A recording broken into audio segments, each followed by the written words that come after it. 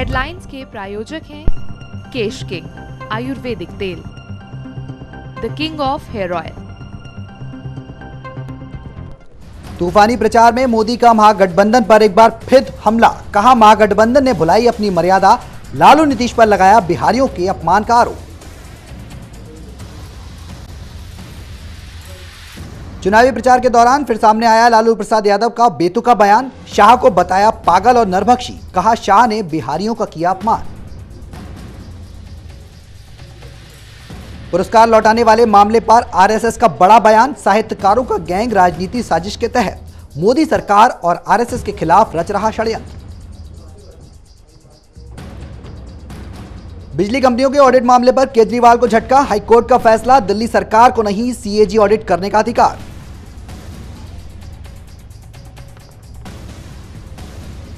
और दिल्ली की गंदगी पर केजरीवाल सरकार का विज्ञापन। डीडीए पर लगाया केंद्र सरकार के अधीन होने का आरोप। दिल्ली सरकार ने एमसीडी को दिए पूरे पैसे।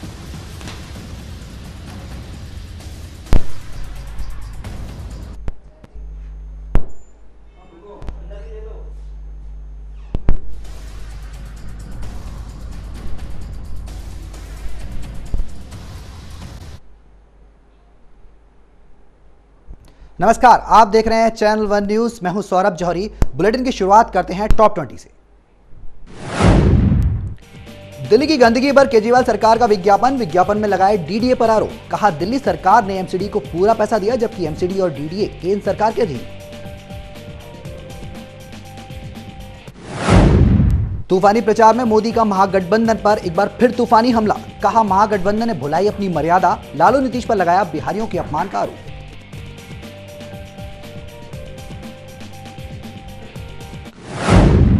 चुनाव प्रचार के दौरान फिर सामने आया लालू प्रसाद यादव का बेतुका बयान। शाह को बताया पागल और नरभक्षी। कहा शाह ने बिहारियों का किया अपना।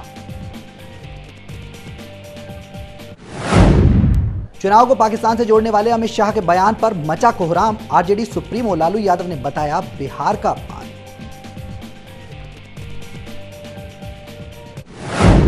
अमित शाह के बाद अब सुशील मोदी का शिगुफा। कहा पीएम मोदी से डरते हैं चीन और पाकिस्तान।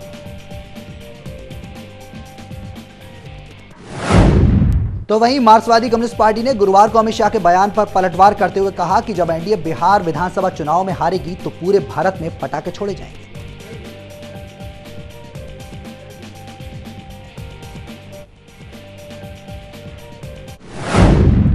पार्टी ने साथ ही कहा कि बीजेपी नेता को अपनी पार्टी की निश्चित हार का सांप्रदायिकरण करना बंद कर देना चाहिए। इसके साथ ही पार्टी ने शाह पर बिहार का अपमान करने का भी आरोप लगाया। शाह के बयान पर बोले जम्मू कश्मीर के पूर्व मुख्यमंत्री उमर अब्दुल्ला। कहा अगर आपने बीजेपी को वोट नहीं दिया तो आप पाकिस्तानी हैं, क्योंकि केवल पाकिस्तान में ही बीजेपी की हार का जश्न मनाते हैं।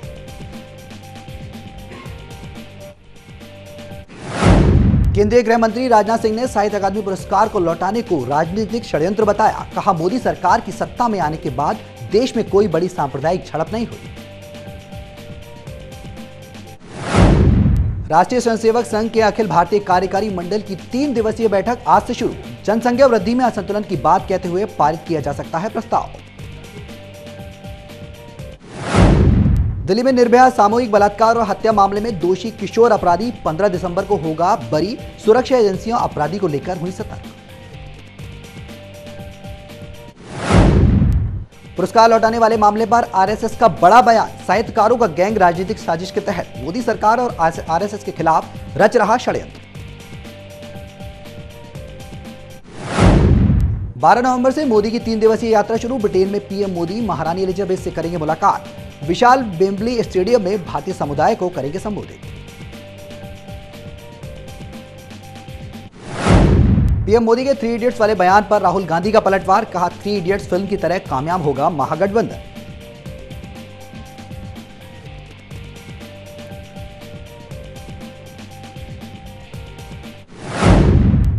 बीजेपी सांसद आरके सिंह का बड़ा बयान। कहा छोटा राजन की गिरफ्तारी बड़ी बात नहीं, सरकार के लिए बड़ी सफलता तब जब दाऊद पकड़ा जाए।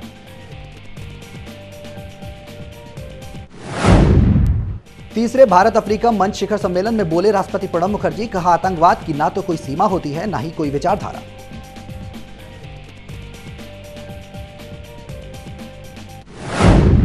दिल्ली हाईकोर्ट ने अपने एक अहम फैसले में बिजली कंपनियों को बड़ी राहत दी। हाईकोर्ट ने कहा, दिल्ली सरकार को बिजली कंपनियों के खाते ऑडिट कराने का अधिकार नहीं। पुरस्कार विवाद पर बॉलीवुड अभिनेत्री विद्या बालन ने कहा, नहीं लौटाएंगी देश से मिला फिल्म सम्मान।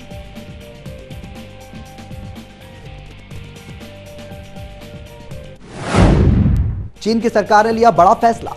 36 साल से चली आ रही बच्चे की नीति को खत्म करेगी सरकार। सभी जोड़ों को 2 बच्चे पैदा करने की देगी इजाजत।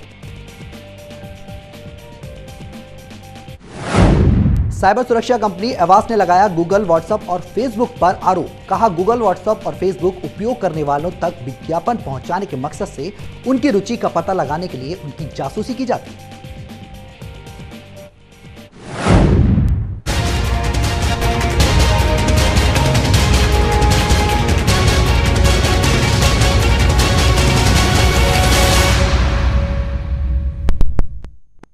और अब खबरें विस्तार से।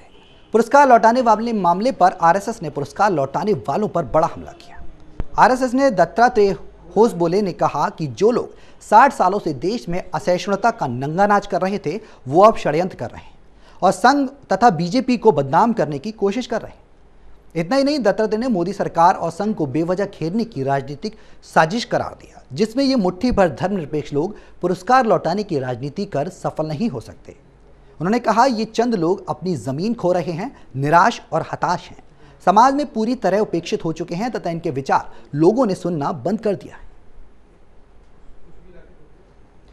तो आपको बता दें कि एक बार फिर से जिस तरीके से साहित्यकार अपने पुरस्कार लौटा रहे हैं, साथ ही साथ तमाम तरीके की बातें हैं। मोदी सरकार आरएसएस के खिलाफ साजिश रच रही है, इस तरीके से तमाम बातें सामने आई हैं। एक लंबे अरसे बाद जिस तरीके से साहित्यकार पुरस्कार लौटा रहे हैं, उसके बाद फिल्मकार अनुपम खेर ने भी कहा था कि जिस तरीके से साहित्यकार पुरस्कार लौटा रहे हैं, तो कहीं ना कहीं एक ये गोष्ठी बन चुकी है कि पीएम मोदी का विरोध किया जाए।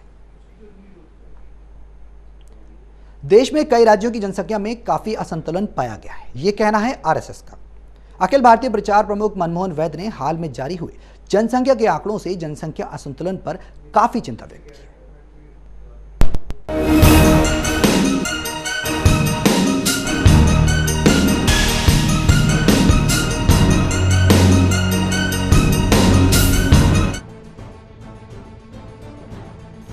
विवादों में रहना और विवादों की वजह से सुर्खियों में रहना आरएसएस के लिए कोई नई बात नहीं है। आए दिन आरएसएस कोई ना कोई ऐसी बयानबाजी कर ही देता है जिससे कि देश की राजनीति में हलचल पैदा हो जाता है। बिहार में चुनाव का दौर जारी है और ऐसे में संघ की बयानबाजी के थमने के आसार नजर नहीं आ रहे हैं।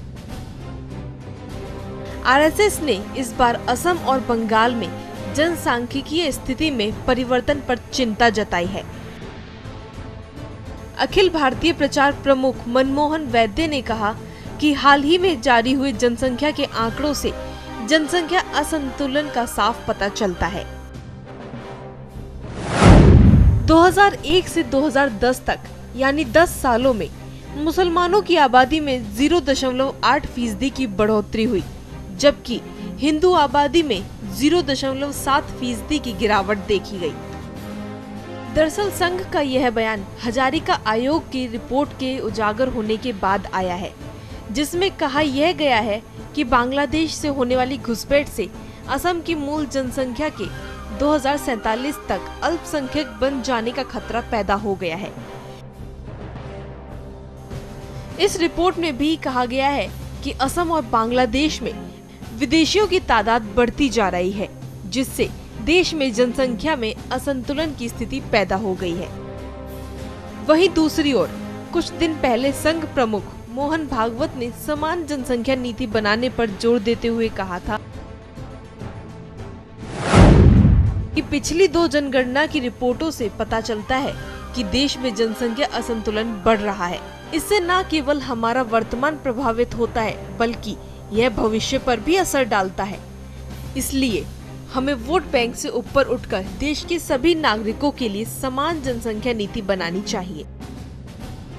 चेन्नई में होने वाली बैठक में जनसंख्या के बढ़ते असंतुलन पर गहन विचार विमर्श के बाद प्रस्ताव पास किया जा सकता है। अब देखना ये अहम होगा कि संघ की बैठक क्या रंग लाती है और अपने मकसद में कितना कामयाब होती है। चैनल 1 न्यूज के लिए संजीव कुमार की रिपोर्ट। तो बुलेटिन में फिलहाल वक्त हो चला एक बहुत छोटे से ब्रेक का।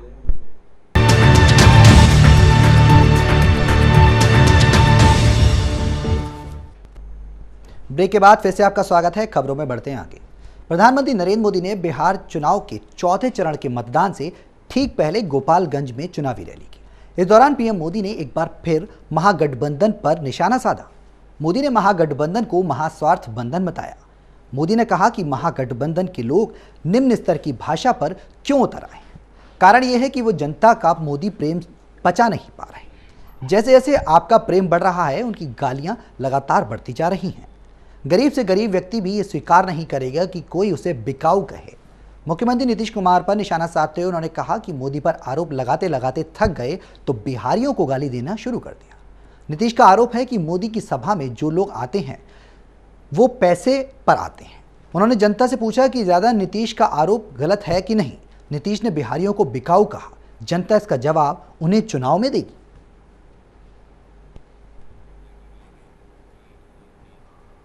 बिहार चुनाव के 3 चरण हो चुके हैं। आज चौथे चरण के लिए चुनाव प्रचार थम जाएगा। चौथे चरण में 7 जिलों के 55 विधानसभा सीटों पर चुनाव होने हैं और 1 नवंबर को वोटिंग होगी।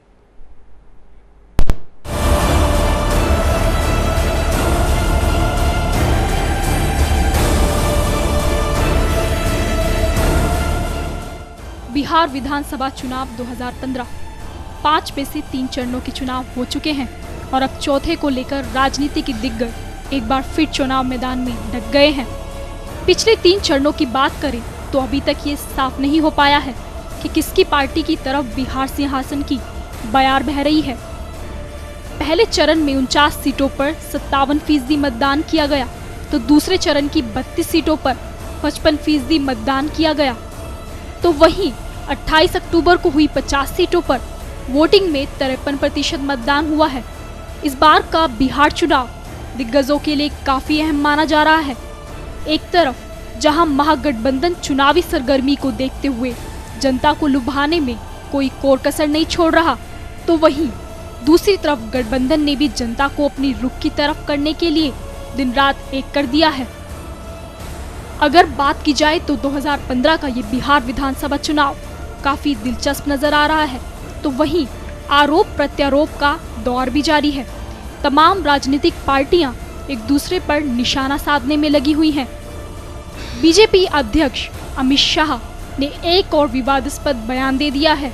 अमित शाह ने कहा कि अगर इस चुनाव में बीजेपी गलती से हार गई तो पाकिस्तान में पटाखे जलेंगे। बीजेपी अध्यक्ष ने रक्सौल की रैली में ये बात कही। उनके इस बयान पर अब सियासत गर्मा गई है।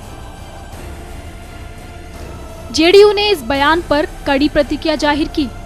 जेडीयू प्रवक्ता केसी त्यागी ने कहा कि वे अमित शाह की इस टिप्पणी के खिलाफ चुनाव आयोग से शिकायत करेंगे। केसी त्यागी यहां नहीं रुके। उन्होंने मोदी सरकार पर निशाना साधते हुए कहा कि 3 चरणों के चुनाव शांतिपूर्वक हो चुके हैं, पर अब बीजेपी अध्यक्ष और पीएम नरेंद्र मोदी अपने रंग में हैं। यही वजह है कि उन्होंने सारे अखबारों में विज्ञापन देकर हमारे गठबंधन को आतंकवादियों से जोड़ने की नाकाम कोशिश की। वहीं जम्मू कश्मीर के पूर्व मुख्यमंत्री उमर अब्दुल्ला जेडीयू का समर्थन करते नजर आए। उन्होंने अमित शाह की टिप्पणी पर तंज कसते हुए उनके बयान पर चुटकी ली है और कहा कि अगर आपने बीजेपी के पक्ष में वोट नहीं दिया या उसे समर्थन नहीं दिया तो आप पाकिस्तानी हैं, क्योंकि केवल पाकिस्तानी ही बीजेपी की हार का जश्न मनाते हैं।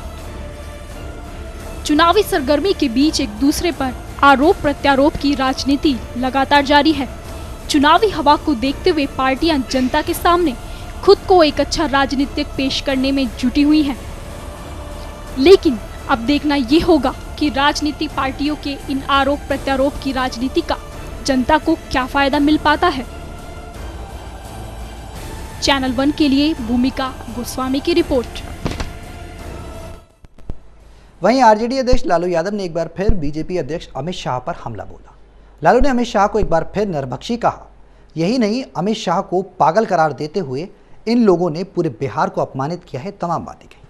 लालू ने अमित शाह की जाति पर भी वार किया। दरअसल लालू अमित शाह के उस बयान पर हमला कर रहे थे जिसमें उन्होंने कल कहा था कि अगर बिहार में महागठबंधन चुनाव जीतेगा तो पाकिस्तान में पटाखे फूटेंगे। वहीं बीजेपी नेता सुशील मोदी ने लालू नीतीश पर पलटवार करते हुए उन्हें आतंकियों को पनाह देने वाला करार दिया। सुशील मोदी ने कहा कि दोनों ने बिहार में आतंकियों को पनाह देने का काम किया है।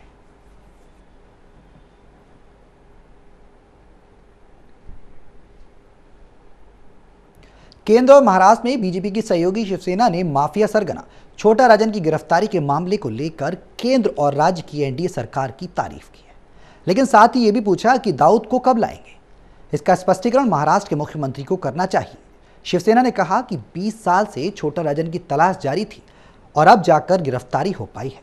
रेड कॉर्नर नोटिस इसका कारण है। इसके बाद शिवसेना ने कहा कि महाराष्ट्र के मुख्यमंत्री को स्पष्ट करना चाहिए कि मुंबई में हुए धमाकों के मुख्य आरोपी दाऊद इब्राहिम को वापस लाने के लिए उनके पास क्या योजना है।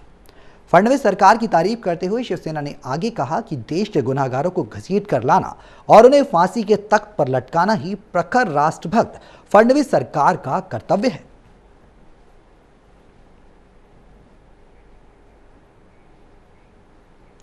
पूर्वी दिल्ली में सफाई कर्मचारियों की हड़ताल पर सियासी गलियारों में आरोप प्रत्यारोप का दौर जारी है। दिल्ली के मुख्यमंत्री अरविंद केजरीवाल ने एक विज्ञापन जारी किया है। दिल्ली सरकार की ओर से जारी इस विज्ञापन में आम आदमी के नाम पत्र लिखा गया, जिसमें सफाई कर्मचारियों की हड़ताल को लेकर मचे हंगामे से खुद को दूर करने की कोशिश की गई। इस चिट्ठी में केजरीवाल ने सफाई कर्मचारियों के वेतन में देरी के लिए उन पर लगाए गए आरोपों को खारिज किया है। गौरतलब है कि सफाई कर्मचारियों की हड़ताल लगातार 7 दिनों से जारी रही। वेतन भुगतान को लेकर सफाई कर्मी 23 अक्टूबर से हड़ताल पर हैं। हड़ताल के कारण राजधानी दिल्ली कूड़े में तब्दील हो गई है।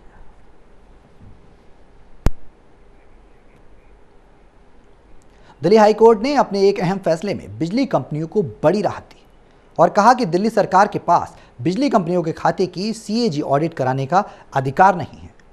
दिल्ली सरकार ने साल 2014 में दिल्ली की बिजली कंपनियों के ऑडिट का आदेश दिया था, जिसे दिल्ली में डिस्कॉम की तीनों बिजली कंपनियों ने हाईकोर्ट में चैलेंज किया था। दिल्ली हाईकोर्ट के चीफ जस्टिस जी रोहणी की अध्यक्षता वाली स्पेशल बेंच ने यह फैसला दिया कि दिल्ली सरकार को बिजली कंपनियों के खाते ऑडिट कराने का अधिकार नहीं। आपको बता दें कि दिल्ली सरकार ये दावा करती आई थी कि जनता के हित में उसे निजी बिजली कंपनियों के सीएजी ऑडिट कराने का पूरा अधिकार है, लेकिन फिलहाल कोर्ट ने केजरीवाल सरकार के इस दावे को नकार दिया है।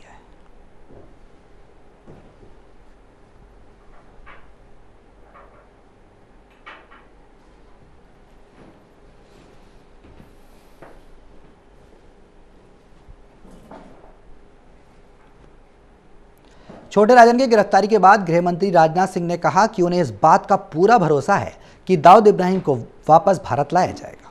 दाऊद पर उन्होंने कहा कि गृह मंत्री को काम करना चाहिए, ज़्यादा बोलना नहीं चाहिए। राजनाथ सिंह ने यह भी कहा कि दाऊद इब्राहिम वापस आएगा, हमने कॉन्फिडेंस है। छोटा राजन तो आएगा ही, इंतजार कीजिए। साथ ही गृह मंत्री राजनाथ सिंह ने पाकिस्तान और चीन से रिश्तों के बारे में कहा कि जहां तक पाकिस्तान या चीन का सवाल है, मैं स्पष्ट करना चाहता हूं कि हम लोग इनसे दोस्ताना ही नहीं दिली रिश्ता चाहते हैं। अटल जी ने कहा था कि पड़ोसी कभी नहीं बदले जाते। उन्होंने कहा कि समस्याओं का समाधान कभी ना कभी तो होगा और करना ही चाहिए।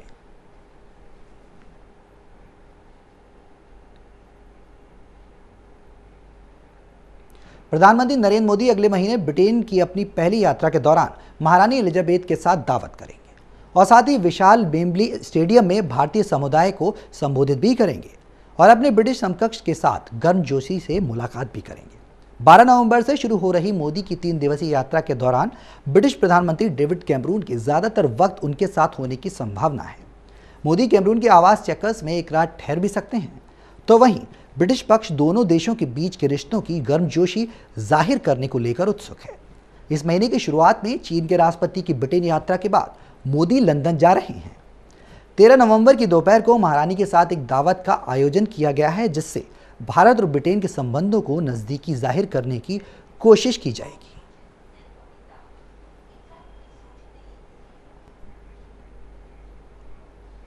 तो मेरे साथ फिलहाल इस बुलेटिन में इतना ही। चैनल 1 न्यूज़ पर खबरों का सिलसिला लगातार जारी है। नमस्कार।